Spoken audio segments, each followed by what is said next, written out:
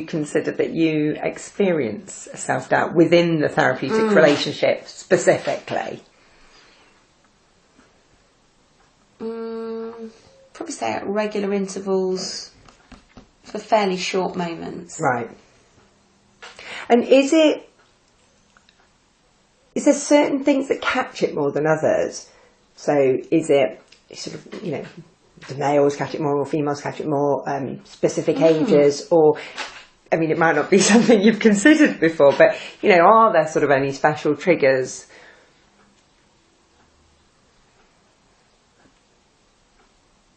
I think it's universal. Right.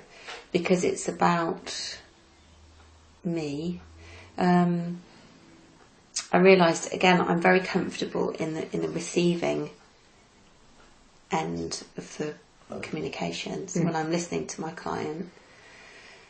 But I've noticed that when I start to say something, quite often it can fade out. Right. And I feel really self-conscious about that. But it is self-doubt. Right. Because I'm sort of trained to read every single micro response within that person. So if they start to glaze over, I'm like, shit, shut up. Right, yes. So I'll just cut it off. And yeah, so it's when I'm initiating something. So when it's for me, I'm noticing this and I'm wondering if, And then maybe particularly if I use theory, which I'm not very confident about. I'm very interested in, but I'm not that confident in applying it in a very simple and easy way to understand. I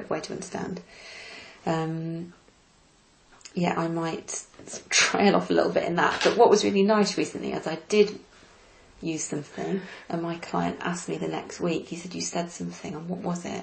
He said it was something like this and this. And I couldn't remember it at the time, but as soon as he left, I remembered what it was, and it was relational needs. And that was what I did my dissertation on, so I thought, it was really nice. Yeah. It's quite validating. Yeah, it was lovely, yeah. and actually, when you did share it, it was well received. Yes, it was lovely, yeah. Taking those moments with us. Definitely, yeah. So, I was going to say, how does it manifest? But already you've sort of said it stops you, it's an internal dialogue. Is there anything more?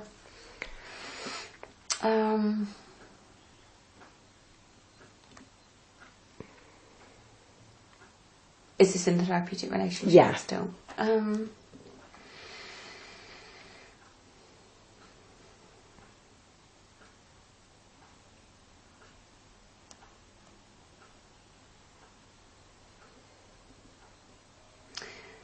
I'm wondering whether it's part of being able to formulate my...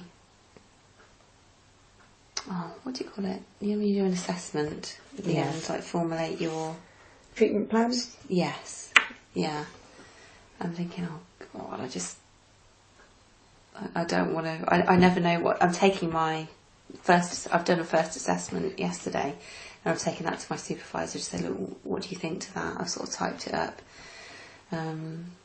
Because I'm never very clear on that. Right. I'm sort of conscious of labelling, diagnosing, interpreting maybe.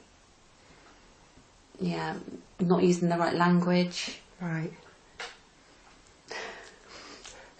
It's quite funny because I want to respond, but it's got nothing to do with this. I kind of feel like I want to give you some validation and affirmation, but it's not actually to do with this. Yeah, it's not a therapy session or anything. I suddenly noticed in that moment that I really wanted to offer you something, but...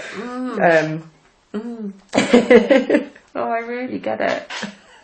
It's unusual. This is what occurred. I don't know if this is significant to what we're talking about or whether I'm diverting, but I said to my therapist at the moment, I've just realised it's such an unusual situation for me to be in with my way of relating to people, in that it's all about me, and I've actually got permission to have that space, but with that comes quite a big responsibility. So it feels unusual for me to be with somebody and not to be asking them questions, or, you know, that sort of... I don't know what I'm trying to say.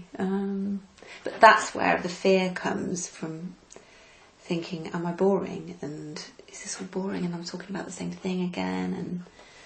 And because the dynamic of the therapeutic relationship it's unique, isn't it? Yeah. Yeah.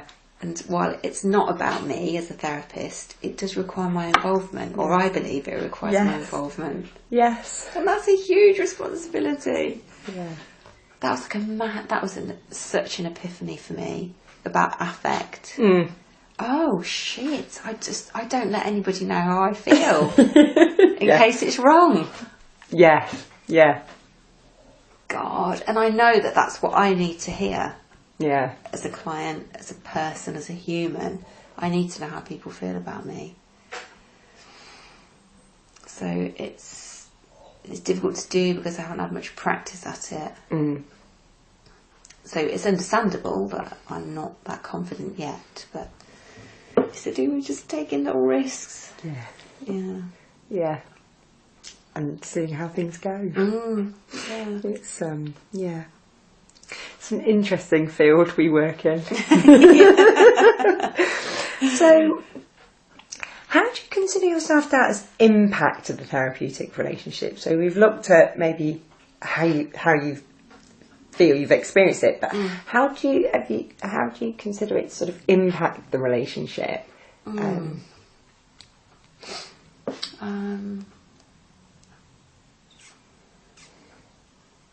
I'm instantly drawn to making a negative observation, which I think it might slow it. Right.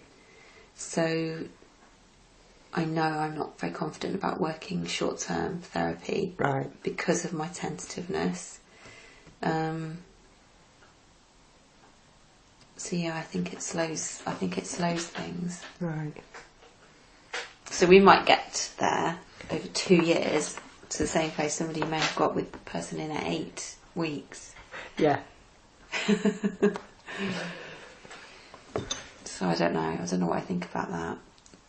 Some people might want to take that long, I suppose. Maybe I was a person who needed that. Yeah. Whereas I would say, oh yeah, I'm up for the challenge and I'm really brave. I wasn't. Yeah.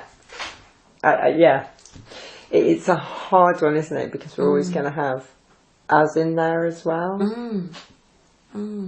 So when we look at it, it's sort of like, actually, well, I wouldn't, as a client, I wouldn't want to be, just had 6 to 8 sessions because I needed the space. Yeah, definitely. To explore myself. Yeah. So, and I suppose you say it's a negative, but actually it can be real positive. But actually, 6 to 8 sessions, would you be where you are today?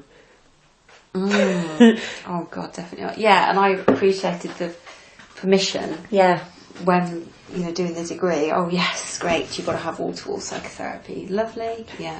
Because before I studied, I wouldn't tell people that I was having therapy. Yeah. And I'd had lots, but only very short term.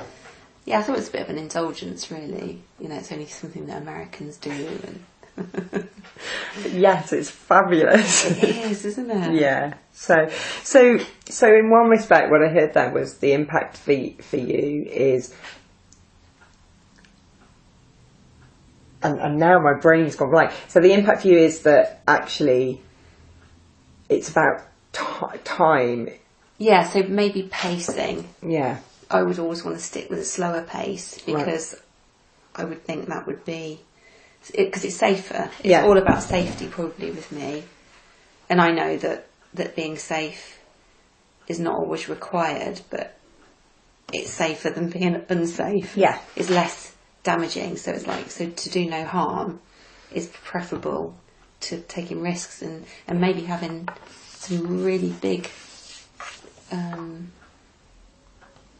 experiences that were closer to the edge but might be more growthful. Yeah. I'm sort of stuck doing the slow and steady because it's safe. Right. It's not to say that I want to be like that, but that's just what I feel okay with at the moment. Okay. And you deemed, when you said about the being slow and steady and that, you deemed that one respect I heard you deem it's a bit of a negative.